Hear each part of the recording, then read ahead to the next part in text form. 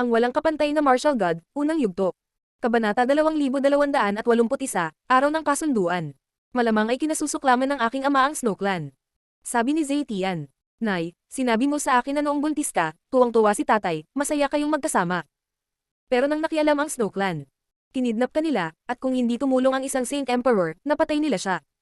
Kahit wala ako, nai-imagine ko kung ano ang pakiramdam.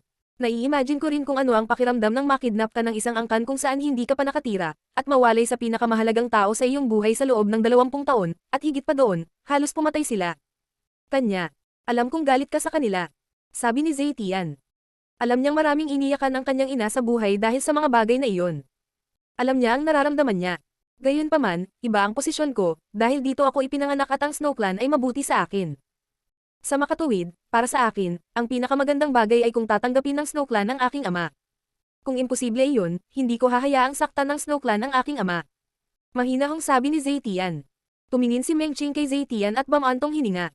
Napakaraming taon na ang lumipas, si Zaytian ay lumaki sa Snow Clan. Sa huli, nagustuhan niya ang Snow Clan. Hindi niya masisisi iyon. Ngunit naunawaan ni Mengqing na ang Snow Clan ay napakalakas. Sa personalidad ni Lin Feng, hindi niya tatanggapin ang pagkakaroon ng magiliw na relasyon sa Snow Clan. Si Lin Feng ay pinahiya nila. Kahit nasabihin ng Snow Clan na pumayag silang tumira kay Lin Feng, tatanggapin ba niya? Ganyan ba kasimple ang mga bagay? At hindi lang si Lin Feng ang nag-iisip ng ganoon. Kahit sinong lalaki, pagkatapos na mapahiya ng ganoon, ay hindi tatanggap ng ganoong bagay. Tinakaw nila ang pinakamahalagang tao sa buhay niya. Gusto nila siyang patayin. Matapos ang mahabang panahon, kung tatanggapin nila ang pagsasama nila, mapapatawad ba niya sila? Kahit na ang Snow Clan ay ang kanya, hindi tatanggapin ni Lin Feng ang ganoong bagay. Mahirap para sa iyo. Sabi ni Mengqing, hinahaplos ang ulo ni Zaytian. Ano man ang desisyon ni Zaytian, hindi niya ito masisisi.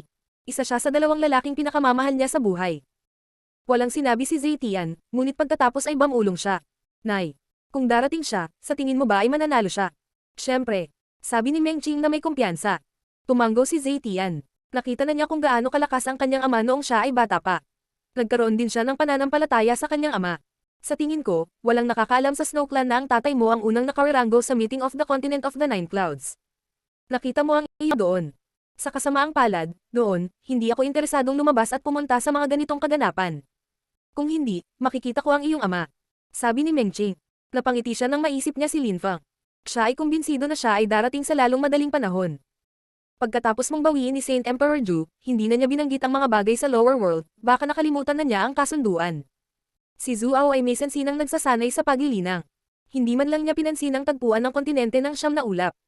Gayunpaman, alam ni Jing Xiao, ngunit hindi niya kilala ang aking ama. Walang masyadong nakakaalam kung sino ang tatay ko sa Snow Clan.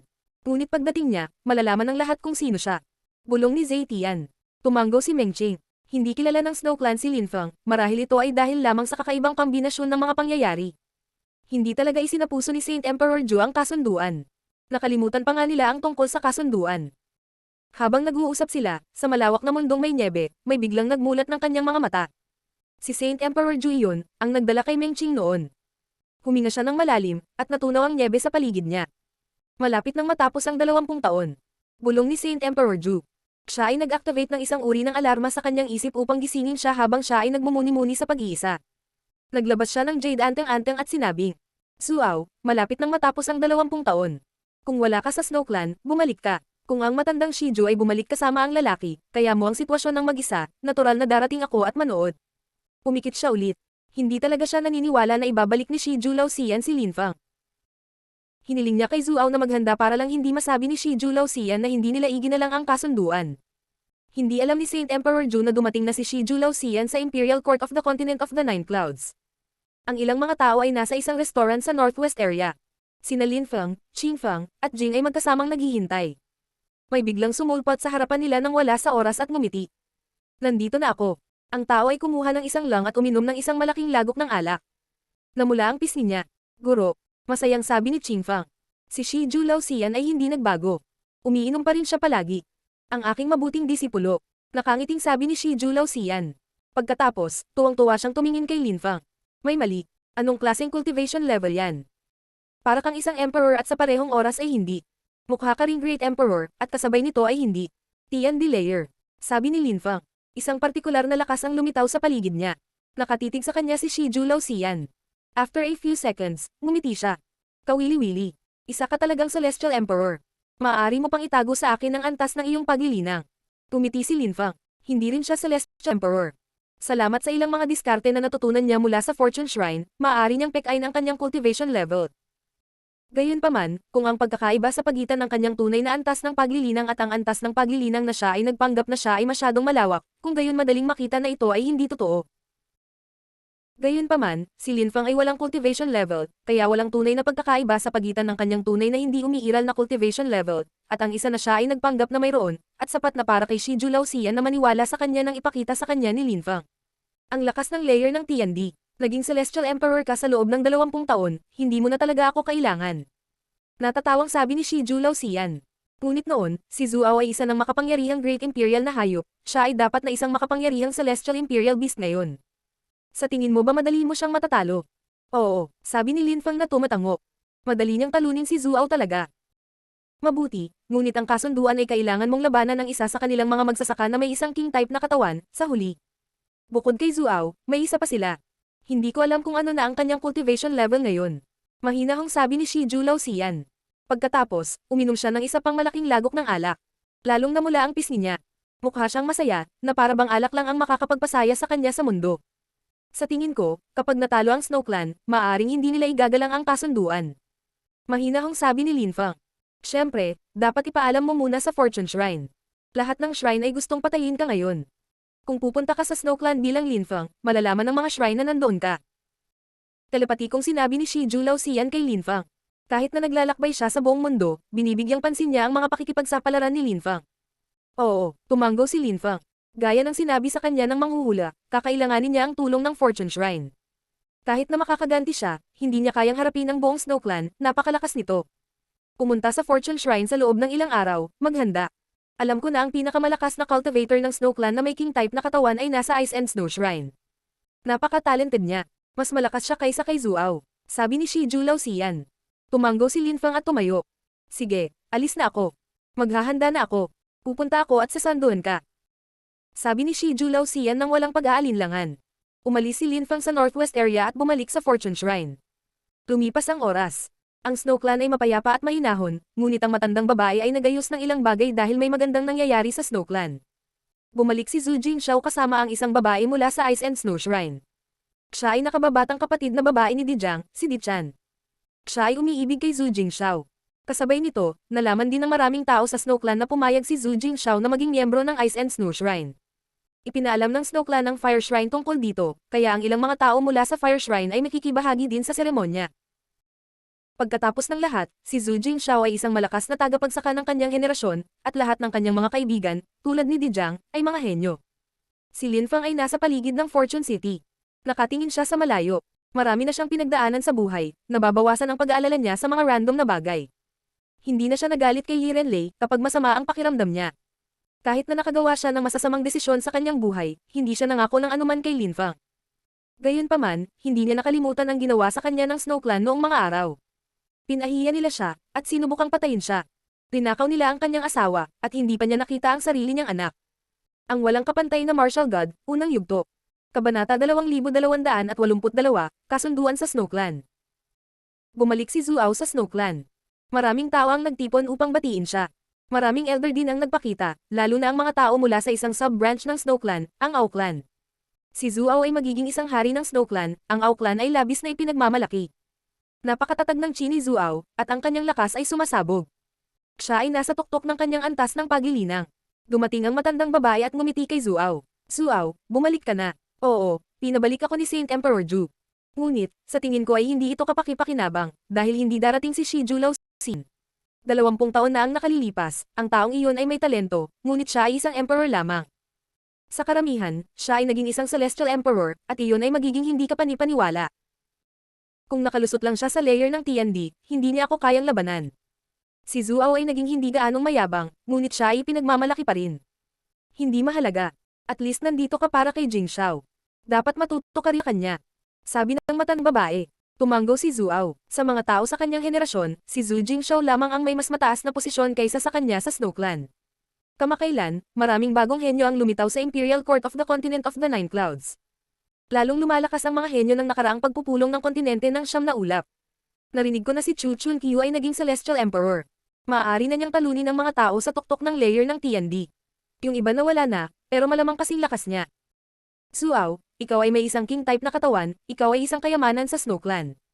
Hindi mo maaaring isaalang-alang ang lahat ng bagay sa ilalim ng iyong paunawa. Mayroong sapat na mga henyo sa mundong ito, at ang pandaigdigang sitwasyon ay nagiging magulo. Sabi ng matandang babae kay Zuao, ang mga tao ng pulong ng kontinente ng Siyam na Ulap ay naging napakalakas na. Nagulat si Zuao, hindi niya binigyang pansin ang pagpupulong ng kontinente ng Siyam na Ulap noon, ngunit narinig niya na ang ilan sa kanila ay talagang malakas. Oo, nakita ko ang nangungunang 10 magsasaka ng Meeting of the Continent of the Nine Clouds na lumaban, ang ilan sa kanila ay hindi kapanipaniwalang mga henyo. Sabi ng matandang babae na tumatango-tango. Ngayon, lahat ng shrine ay gustong patayin sila. Sana makita ko ang ilan sa kanila. Malamig na sabi ni Zuao. Hindi na kaimik ang matandang babae. Sinabihan lang siya nito na huwag masyadong mayabang, ngunit hindi niya ito isinasa puso. Pero iyon ang personalidad niya, hindi niya magawang baguhin siya kung ayaw niya. Ang Snow Clan ay napakalaki, at may maraming angkan. Tinukoy ng kanilang mga lakas ang kanilang posisyon sa loob ng Snow Clan. Ang pinakamahinang subclan ay nasa periphery, ang pinakamalakas ay nasa gitna, kung saan mayroong mas maraming mapagkukunan. Siyempre, marami ring maliliit na mundo sa Snow Clan. Ang Snow Clan ay isang malaking bilang isang imperyo. Hindi ito isang ordinaryong clan. Mayroon silang maraming uri ng Snow Beast, at lahat ng uri ng kapangyarihan. Si Linfang ay nasa teritoryo na ng Snow Clan. May snow sa lahat ng dako. Nang dumating si Linfang, huminga siya ng malalim at dahan-dahang bumagsak sa snow. Dalawang bakas ng paa ang lumitaw. Walang bantay sa periphery ng Snow Clan, hindi nila kailangan ng mga bantay. Kung may gustong pumatay ng mga tao sa Snow Clan, nangangahulugan ito na napakalakas nila at madali nilang mapatay ang mga gwardya. Kaya't ang pagkakaroon ng mga gwardya ay magsisilbi lamang na kumpi ng kanyen. Gayunpaman, upang makarating sa gitnang bahagi ng Snow Clan, ang mga tao ay kailangang tumawid sa maraming teritoryo ng subclan. Huminga ng malalim si Linfang. 20 taon. Sa wakas, nandito na siya. Nagsimula ang isang blizzard. Nagyayelong malamig ang mga pisngi ni Linfang. Dahan-dahan siyang naglakad pasulong, determinado at desidido. Meng Qing, Zetian, nandito ako. Isip ni Linfang. Ilang araw na ang lumipas. Gusto niyang bawiin ang asawa at anak. Sa wakas, magkakaroon na siya ng pagkakataon. Pagkaraan ng ilang oras, nakakita si Linfang ng napakalaking ice statue. Nakatitig ito sa kanya at sinabi, "Isang estranghero dito, mamatay ka." Nagulat si Linfang na makapagsalita ang estatwa. Gayunpaman, inilagay niya ang kanyang mga kamay sa likod at sinabi sa estatwa, "Ako si Linfang. Mayroon akong kasunduan sa isang Saint Emperor mula sa Snow Clan. Wala akong pakialam dyan." "Mamatay," sabi ng rebulto at itinapon nito ang sarili kay Linfang. Tumalon si Linfang pasulong, nakapulupot pa rin ang kanyang mga kamay sa kanyang likuran. Isang malakas na lakas ang pumaligid sa kanya, walang epekto. Nakasimangot ang dambuhalang estatwa. Ang mga sipol ng alarma ay tumaas, at kaagad, maraming mga estatwa ang lumitaw at napuno ang kalangitan. Si Linfang ay sumulong ng napakabilis. Mabilis din talaga ang mga estatwa, at hinabol siya. Gayunpaman, napagtanto nilang napakalayo na niya unahan. Isa pang malakas na hangin ang hamampal sa kanila. Itinaas nila ang kanilang mga ulo, ngunit wala silang nakita. "Ako si Linfang, pumunta ako dito tungkol sa ating kasunduan 20 taon na ang nakararaan." Sigaw ni Linfang, ang kanyang boses ay dinadala sa malayo. Maraming malalakas na cultivator mula sa Snow Clan ang nagtaas ng ulo at malamig na tumingin sa kanya. Ang ilang nakakatakot na mga hayop ay bumangon sa himpapawid, ngunit ang hangin ay kumikilos ng napakabilis, isang anino lamang ang kanilang nakita. Ang mga ordinaryong hayop ay walang makitang anuman. May nakarinig kay Linfang at bumangon sa hangin, malamig na nakatingin sa malayo. Nakita niyang may taong mabilis na dumating. "I freeze." Sumigaw siya. Agad na nagyelo ang kapaligiran. Kumunat ang noo niya at tumalikod. Galit na galit siya, dahil nawala na sa malayo ang nanghihimasok. "Ako si Linfang, pumunta ako dito tungkol sa ating kasunduan 20 taon na ang nakakaraan." Patuloy na umaalingaw ang boses niya. Maraming malalakas na magsasaka ang sumimangot. "Linfang. Kasunduan. Kanino? At sino si Linfang?" Parang pamilyar ang pangalang iyon. Ang Snow Clan ay 30,000 milya ang lapad. Sa lalong madaling panahon, ang boses na iyon ay umalingaw sa lahat ng dako. Gustong umatake ng ilang malalakas na cultivator, ngunit naramdaman nila ang mga mapang-ipang enerhiya na pumapalibot sa kanila. Isang Saint Chi, isang Saint Emperor ang dumating sa Snow Clan. Ano kaya ang mangyayari? "Ako si Linfang, pumunta ako dito tungkol sa ating kasunduan 20 taon na ang nakakaraan." Si Meng Qing ay nasa tuktok ng isang bundok. Narinig niya iyon at nanginginig, ngumiti ng malawak. Sa wakas, nandito na siya. Natigilan si Zetian at tumingin sa malayo. Bumulong siya. "Ama." Tumitaw doon ang ilang matatanda at pinalibutan sila. Nanginginig si Meng Qing. "Matanda, linglong, huwag kang gumalaw." Utos ng matanda, na nakatitig kay Mengqing. Siya ay mula sa subclan ng Snow Fox. Tumanggo siya. Pakiusap, protektahan mo kami at hayaan mo kaming manood mula sa malayo. Sige. Tumanggo ang matanda. Nagulat pa sila. Ang asawa ni Mengqing ay talagang dumating. Narinig din ng matandang babae ang boses na iyon. Nagulat siya at napatingin sa malayo. Aw, andito siya. Pumunta ka. Oo, tumanggo si Zuaw. Matalim at malamig ang tingin niya habang lumilipad patungo sa boses. Marami ring mga silweta ng matatanda ang kumikislap habang sinusundan siya. Sa wakas ay tumigil si Linfang. Siya ay nasa isang nagyelo na mundo. Nakita niya ang isang grupo ng mga tao na papalapit sa kanya. Nagpatuloy ang pag-snow, at mabilis siyang natakpen ng isang layer ng snow. Maraming mga hayop mula sa Snow Clan ang nakapaligid na sa kanya. Mukha siyang kalmado at composed. Malamang alam ni Mengqing na nandito siya ngayon. Dumating si Zuaw at ang iba pa, at pinandilatan si Linfang. Iniluwa ni Zuaw ang Ice Chi. Gusto mong mamatay. Sa sandaling iyon, isang halimaw ang nakatitig kay Linfang. Bigla siyang tumalon paarap at itinaas ang kanyang mga kuko. Sila ay lubhang matalas. Mas mabilis siyang gumalaw kaysa sa mata, tinutukan ang ulo ni Linfang. Itinaas ni Linfang ang kanyang kamay at hamampaz. Sumabog ang yelo sa paligid niya. Ang halimaw ay nagbigay ng isang kakilakilabot at masakit na sigaw, pagkatapos ay bumagsak at bumagsak sa lupa, isang bunganga ang lumitaw sa nyebe sa paligid niya.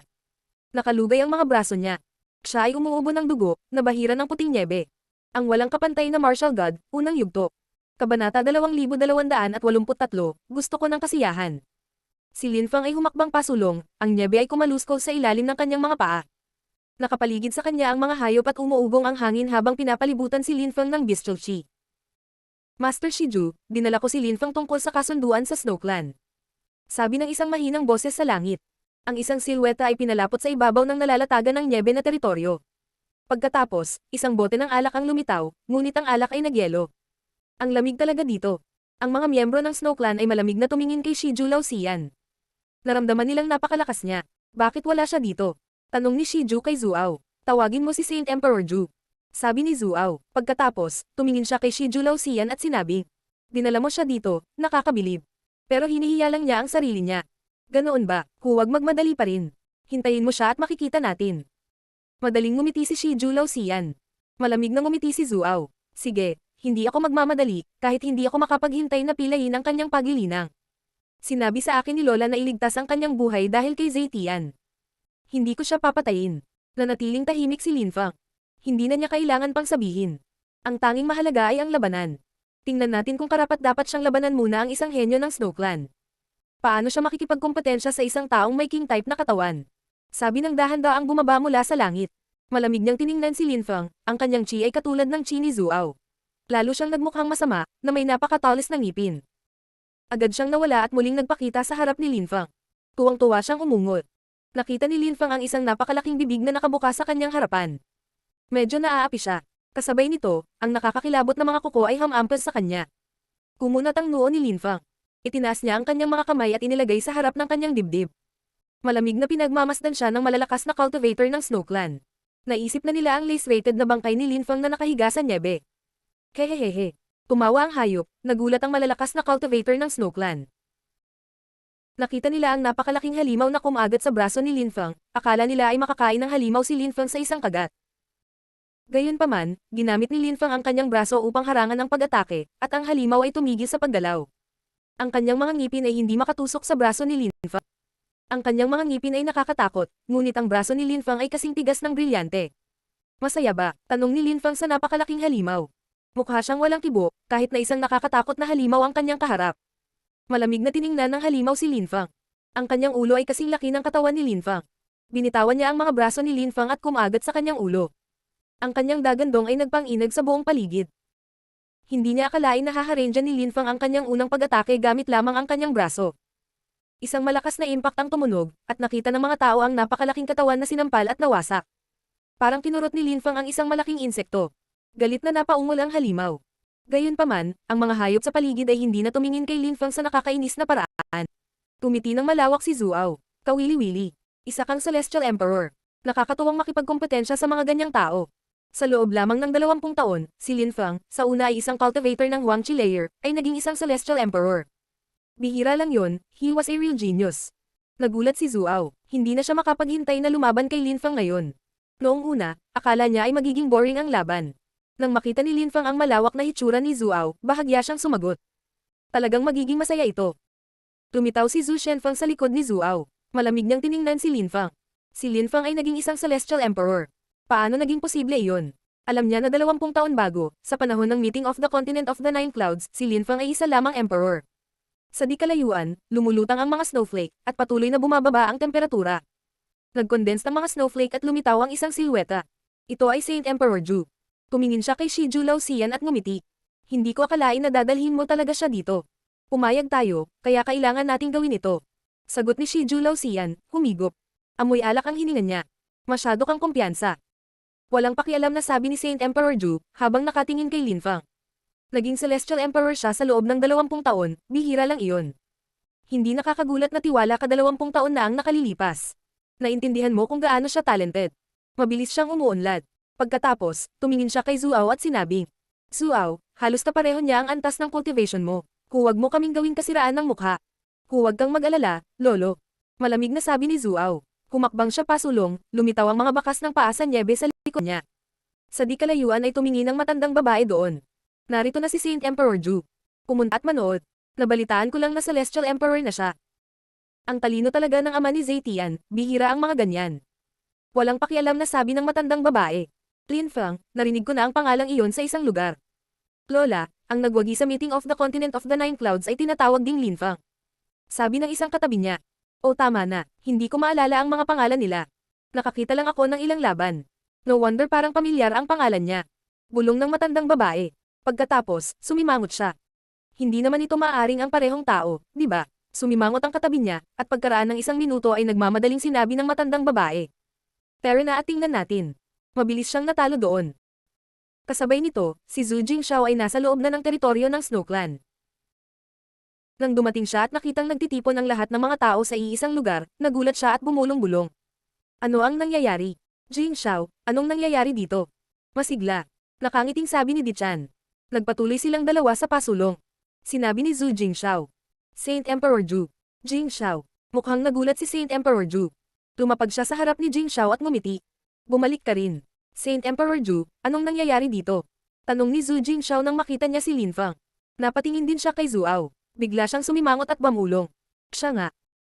Sina Zhu Jingxiao at Zetian ay magkasamang nanood ng mga laban ng Meeting of the Continent of the Nine Clouds. Naalala niya si Lin Fang. Namangha siya sa kanyang pagganap. Isang kasunduan na ginawa 20 taon na ang nakararaan, sagot ni Saint Emperor Zhu. Ha? Sumimangot si Zhu Jingxiao. Kahit na hindi niya alam ang tungkol sa kasunduan, narinig niya ang tungkol dito.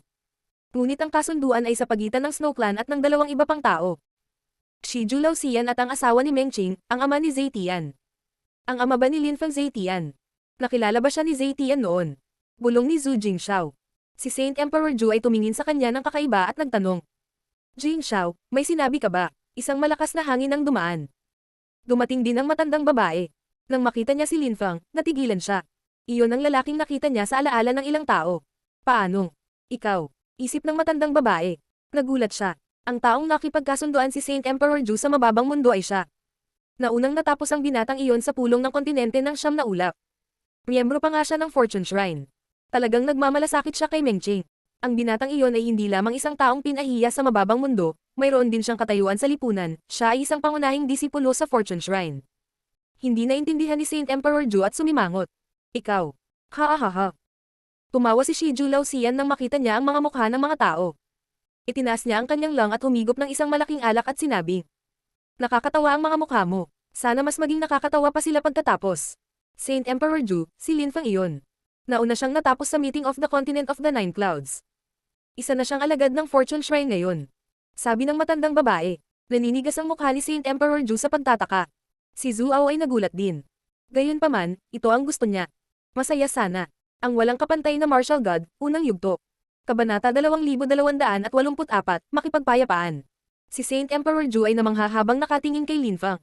Sa sandaling iyon, nagsimula siyang isipin na ang binatang ito ay hindi isang mahina. Noon, si Lin Fang ay may talento, ngunit bilang isang Saint Emperor, hindi niya lubos maisip si Lin Fang, lalo na't siya ay isang Saint Emperor mula sa Imperial Court ng kontinente ng Siyam na Ulap. Ngunit ngayon, 20 taon na ang lumipas at ang pagkakaiba sa pagitan nila ay naging mas maliit.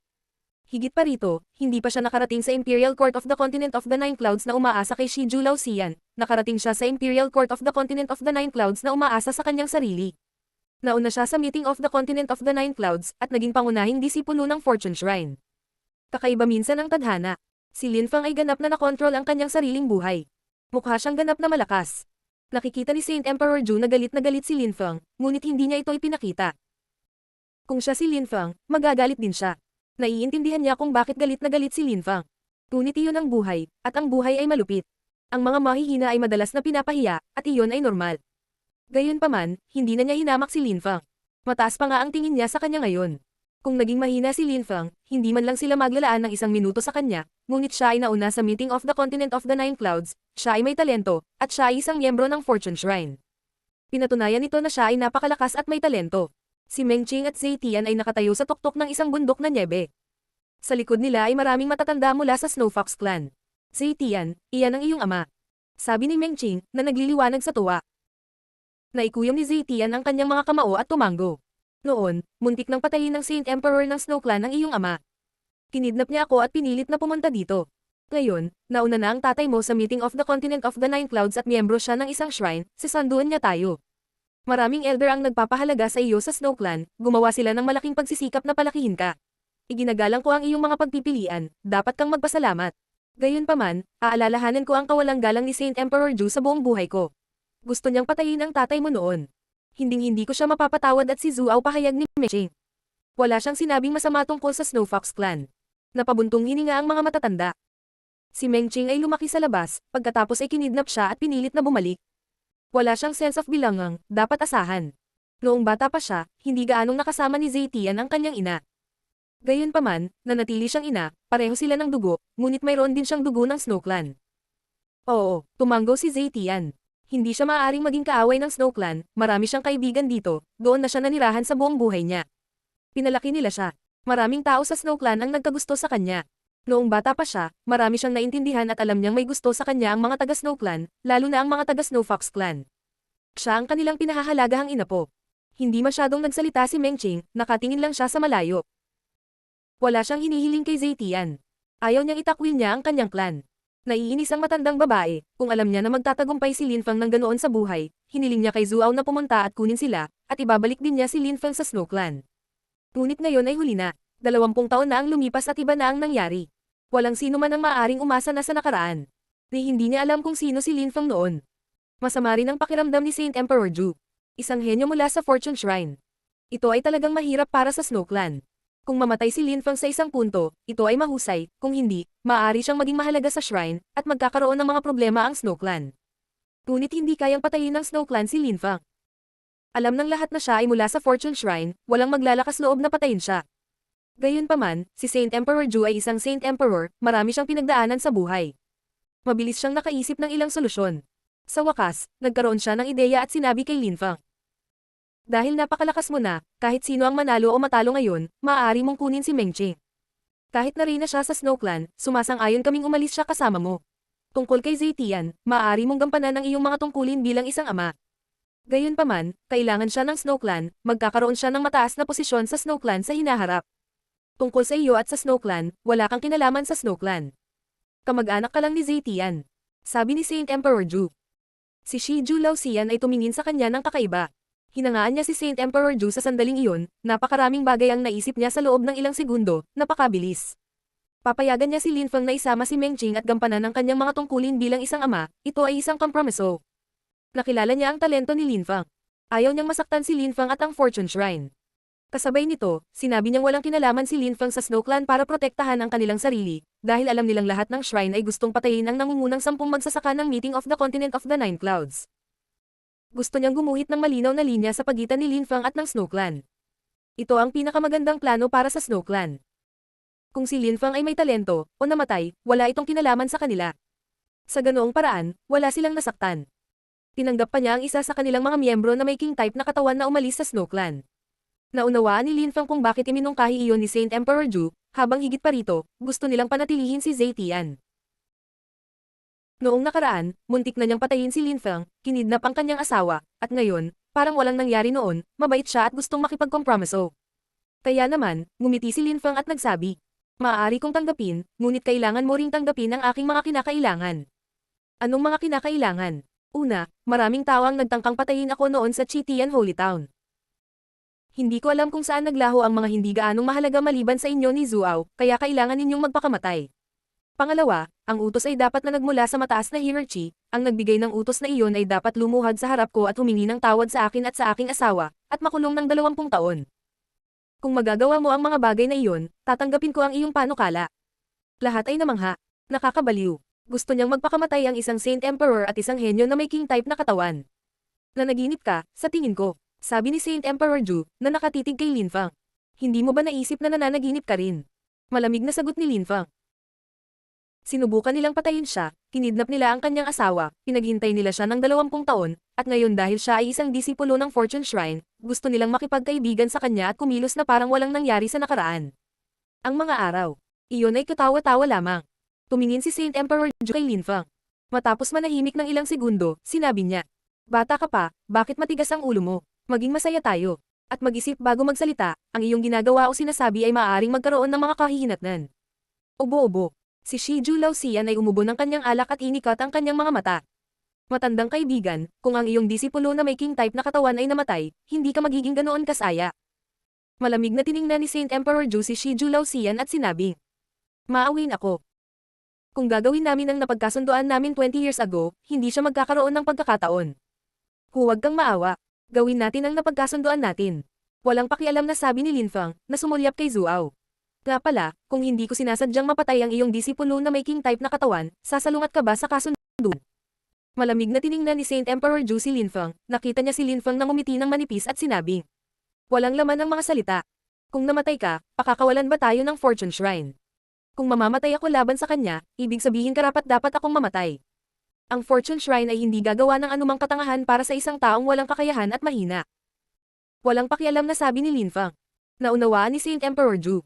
"Kung mamamatay ako ang may kasalanan." Malamig na sabi ni Zuao. Tumanggo si Saint Emperor Ju. "Kung papatayin mo si Zuao, hindi sasali ang Snow Clan. Masaya akong lumaban kung ganoon." Walang pakialam na sabi ni Lin Fang. Siya ay bumaril pasulong, isang nakakatakot na hangin ang nagsimulang umihip sa paligid niya. Sumabog ang nyebe sa ilalim ng paa ni Lin Fang. Isang malakas na lakas ang nakapaligid sa kanya. Nagsimulang kumulo ang kanyang dugo. "Ang iyong kapangyarihan ng Dao ay hindi masama," sabi ni Lin Fang na walang pakialam. Ang kapangyarihan ng Dao na iyon ay magpapasabog agad sa isang ordinaryong Great Emperor. Parang sisabog na ang lupa at langit. Nanginginig si Lin Fang habang sumasabog ang nyebe sa paligid niya. Inihagis ni Zuao ang sarili kay Lin Fang. Si Lin Fang ay napapalibutan ng isang layer ng yelo, at nagsisimulang mag-freeze. Gusto siyang i-immobilize ni Zuao habang pinapaikli niya ang kanyang pinakamahusay na pag-atake. Gusto niyang patayin si Lin Fang sa lalong madaling panahon. Mamamatay ang batang iyon. Pagsang-ayon ng karamihan mula sa Snow Clan. Napakalaki ng pag-atake ni Zuao. Sinabi ni Lin Fang na kung siya ay namatay, nangangahulugan ito na siya ay walang kakayahan at ang Fortune Shrine ay hindi makakasali. Siya ang humiling nito. Gumagamit siya ng Saint Technique mula sa Ao Clan. Ang pag-ataking iyon ay magpapasabog sa katawan ni Lin Fang. Sabi ng maalam sa karamihan, na nakatingin kay Lin Fang. Naramdaman ni Lin Fang ang mga mapanirang enerhiya sa paligid niya. Ang pag-ataking ito ay mapanganib. Pinagsama niya ang kanyang lakas ng Diyos at umatake din. Kasabay nito, nag-condense din siya ng nakakatakot na enerhiya sa kanyang mga kamay. Sumimangot si Zuao. Sa kanyang pag-atake, maaari siyang magdulot ng banta sa mga Saint Emperors, ngunit hindi niya nagawang sirain si Lin Fang. Galit na sigaw niya, nanginginig ang eardrums ng mga tao sa boses niya. Kumikislap ang mga ilaw, nawala si Lin Fang at muling lumitaw sa itaas ng Zuao. Isang nagbabala na kamay ang lumitaw, na naglalaman ng nakakatakot at mapanirang enerhiya. Bumaba ang kamay patungo kay Zuao. "Mamatay." Walang emosyong sabi ni Lin Fang. Nagkaroon ng pagsabog, at si Zuao ay nabasag at bumagsak sa lupa. "Ah!" Sigaw niya, at nagsimulang tumibok ang puso ng mga tao. Bumaba si Lin Fang mula sa langit at nagpatuloy sa pag-atake, isang dambuhalang kamay ang bumagsak kay Zuao, tumalsik ang dugo at nabahiran ng nyebe ang paligid niya. Ang mga tao ay natigilan lamang, nagtataka. Hehe, hindi dahil sa tumahol ng malakas ang aso kaya siya delikado. Sabi ni Lin Fang, dama po sa katawan ni Zuao. Siya ay nakatayo sa Zuao ng buong pagmamalaki. Naiintindihan ng lahat kung ano ang pakiramdam na mayroong nakatayo sa kanila ng ganyan. Kapag tumahol ang aso, nakakahiya, ang walang kapantay na martial god, unang yugto. Kabanata 2285, hindi makayanan ang isang pag-atake. Isang malakas na hangin ang umihip. Pinalibutan ng mga tao si Lin Fang. Hindi na nakatiis ang mga tao mula sa Ao Clan, pinakawalan nila ang chi para palibutan si Lin Fang. Mukha silang galit na galit. Tiningnan lang sila ni Linfang ng malamig. Naramdaman ni Zuao ang isang bundok na tumitimbang ng milyon-milyong jin na nagpapabigat sa kanyang katawan. Galit na umuungal si Zuao. Siya ay naging isang napakalaking mastiff, sinusubukang umatake, at ang kanyang lakas ay tumagos sa katawan ni Linfang. Gusto niyang mag-counter-attack. Tahol pa rin. Galit na sigaw ni Linfang. Nakatitig siya sa naglalakihang mga mata ni Zuao. Nagkaroon ng isa pang pagsabog, isang bunganga ang lumitaw sa kanilang paligid, ang mga snowflake ay lumipad sa lahat ng direksyon. Gumapang si Zuao sa lupa, tumutulo ang dugo mula sa kanya. Patuloy na nanginginig ang kanyang mga kalamnan. Bastos! Sigaw ng mga miyembro ng Snow Clan. Asar! Malamig na sabi ni Linfang. Gamulong ang Chi at tinangay sila. Muli siyang tumingin sa mga mata ni Zuao. 20 taon na ang nakalilipas, itinuring ni Zuao ang kanyang sarili na walang kapantay sa mundo, naisip niya na siya ay napakahusay at kahanga-hanga, naisip niyang mapapatay niya kaagad si Linfang kung gugustuhin niya. Ngayon, makalipas ang 20 taon, nagbago ang lahat. Ang pagbabago ay maaaring maging napakahiwaga kung minsan. Ano? Nakalimutan mo na ba ang sinabi ng Saint Emperor ng Snow Clan? Walang pakialam na sabi ni Shiju Laoxian. Ang mga miyembro ng Ao Clan ay humahatak ng mahabang mukha. Sina Saint Emperor Zhu at Linfang ay nagkasundo sa isang labanan hanggang sa kamatayan. Ngunit walang nag-akala na mapatay ni Linfang si Zuao. Kahit na nauna si Linfang sa meeting of the Continent of the Nine Clouds, noon, isa lamang siyang Emperor. Noon, si Zuao ay nasa tuktok na ng Dichi Layer. Hindi nila kailanman naisip na si Zuao ay maaaring magmukhang napakahina sa harap ni Linfang, o na hindi siya makatiis ng isang pag-atake, o na si Linfang ay tatayo sa kanya. Si Saint Emperor Zhu, ang matandang babae, lahat sila ay naghila ng mahabang mukha. Dahil sa isang bagay na napagkasunduan nila 20 taon na ang nakaraan, ang pagkawala ng isang cultivator na may king type na katawan ay magiging trahedya. Linfang, kahit na ang kasunduan ay mas mahalaga, mangyaring maging maawin. Ito ay magiging mabuti para sa Snow Clan at sa iyo. Sabi ni Saint Emperor Zhu. Nagsisi siya sa sinabi niya. Susuportahan ng Fortune Shrine si Linfang kung babawiin nila ang kanilang mga salita. Oh, makakabuti rin ito para sa akin. Mapanuksong sabi ni Linfang. Pag-isipan mo, hindi pa tapos, hindi lang isang cultivator ang may king type na katawan. Walang pakialam na sabi ni Saint Emperor Zhu. Sa sandaling iyon, mukhang matatag siya. O hindi bababasa, sinubukan niyang maging matatag para takutin si Linfang, wala siyang pagpipilian. Bitawan mo si Zuao. Lumaban tayo, kung manalo ka laban sa akin, maaari mong kunin sina Mengqing at Zetian kasama mo. Sabi ng isang tao sa likod ni Linfang. Tumingon siya at nakita si Zhu Jingxiao na mukhang handa at determinadong lumaban. Hindi na siya nagulat na natalo si Zuao. Binalaan ni Shiju Laoxian si Linfang na ang Snow Clan ay may napakalakas na cultivator na may king type na katawan. Malamang yung lalaking yon. Ramdam ni Linfang na siya ay talagang napakalakas. Kung hindi ko siya pakakawalan, sasalungat ba ang Snow Clan sa kasunduan natin? At kung manalo ako laban sa iyo, baka hindi ako payagan ng Snow Clan na kunin sila sa akin. Kalmadong sagot ni Linfang. Gayunpaman, mukhang tahimik pa rin si Zhu Jingxiao nang marinig niya si Linfang, na parang walang makakaapekto sa kanya. Umiling lang siya at sinabing, bitawan mo siya. Kapag nag-away tayo, kapag nanalo ako sa iyo, maawa din ako. Gayon din dito, kapag nanalo ako laban sa iyo, hahayaan kitang mabuhay. Sagot din ni Linfang. Tungkol kay Zuao, pakakawalan ko siya at umaasa akong magiging tapat at matuwid ang Snow Clan. Pagkatapos, naglabas siya ng lakas ng Diyos na tumagos sa katawan ni Zuao. Ah! Sigaw ni Zuao. Nang makita ng Snow Clan na si Zuao ay nawalan ng kakayahan na lumaban at nakahandusay lamang sa lupa, tumingin sila sa ibang lugar. Hindi nila kakayanin na makita siyang ganyan, siya ay may isang king type na katawan. Nakakahiya. Galit na galit ang malalakas na cultivator ng Ao Clan, inilabas nila ang kanilang chi, ngunit nagawa nilang pigilan ang kanilang sarili. Dinala ni Shiju Laoxian si Linfang doon, ngunit si Linfang ay sinuportahan ng Fortune Shrine. Wala silang magawa. Hindi nilabag ni Linfang ang kanilang kasunduan. Kahit na pinatay niya si Zuao, wala silang magagawa laban sa kanya. Hindi hahayaan ng shrine na patayin ng sinuman ang kanilang mga pangunahing disipulo ng ganoon. Noon, tumahol ka ng malakas. Mula ngayon, titingnan natin kung patuloy kang tumahol ng malakas. Sabi ni Linfang, nakatayo pa rin sa katawan ni Zuao. Halos himatayan si Zuao. Ilang thread na lang ng chi ang natitira niya at nasugatan siya ng husto. Maging ang mga Holy Emperor ay hindi siya natulungang makabangon. Ang magagawa lang nila ay gumastos ng maraming mapagkukunan at humingi ng tulong sa isang shrine, o hindi na siya makaka-recover, kailanman. Hindi nila akalain na noon sa Chitian Holy Town sila ay naging malupit. Noon, itinuring nila si Linfang bilang isang walang kwentang bagay na maaari nilang patayin kaagad. Malamig na tiningnan ni Saint Emperor Zhu si Linfang at naisip, Linfang, mabait kami sa iyo, ngunit tumanggi kang gawin ang mga bagay ng maayos. Kahit na hindi ka patayin ng Snow Clan, may ibang makakapatay sa iyo. Sa di kalayuan, mas maraming kabataan ang lumitaw. Nang makita nila ito, nagulat sila. May sumigaw. Brother Jing Xiao, ano ang nangyayari sa Snow Clan? May dumating pang 2 tao. Nagulat si Zhu Jing Xiao, ang ilan ay mga kakilala mula sa Fire Shrine. Wala. Ang Snow Clan ay may ilang bagay na dapat ayusin. Mahinahong sabi ni Zhu Jing Xiao. Tumiti at tumanggo ang binata sa harapan. Pagkatapos, tumingin siya kay Lin Fang. Lin Fang. Mukha siyang natuwa. Magkaiba ang Fire Shrine at ang Snow Clan. Nais ng mga shrine na patayin ng nangungunang 10 magsasaka ng Meeting of the Continent of the Nine Clouds, at ang Fire Shrine ang namamahala sa pagpatay kay Lin Fang. Nagpakalat sila ng ilang malalakas na magsasaka upang hanapin siya, at lahat sila ay nakakita sa kanya o nakakita ng mga larawan niya. Kaya nga, nang makita nila siya, nakilala nila siya. May isang bagay na hindi na matagpuan kahit na pagkatapos ng hirap na pag-ubos ng lahat ng lakas at pagsisikap ng isang tao upang hanapin ito. Sabi ng malakas na magsasaka ng Fire Shrine, nakangiti ng malawak. Nakapagtataka, natagpuan nila si Lin Fang sa Snow Clan. Ang Fire Shrine ay gumugol ng labis na pagsisikap sa paghahanap kay Lin Fang. Nagpadala pa sila ng ilang Saint Emperors sa Dark Clouds para hanapin siya. Dumating din si Wo Xingzi. Ang isa pang binata ay isa sa mga kapwa niya disipulo, pareho silang namumukod tanging binata ng Fire Shrine. Sina Di Jiang, Zhu Jingxiao, at Wo Xingzi ay nasa parehong henerasyon. Kahit na si Zhu Jingxiao ay hindi miyembro sa alinman sa mga shrine, siya ay napakatalino, at kalahating taon bago ito, siya ay naging isang Saint Emperor. Siya ay wala pang 100 taong gulang at isa ng Saint Emperor, kadalasan ang mga ganitong tao ay lumilitaw lamang sa mga dambana. Nang makita ni Lin Fang si Wo Xingzi, agad niyang naunawaan kung sino ang mga taong iyon. Gusto akong patayin ng Fire Shrine, hindi ko akalain na makikita ko sila dito. Hindi ako maaaring manatili sa Snow Clan ng masyadong matagal, naisip ni Lin Fang. Sinabi niya kay Zhu Jingxiao.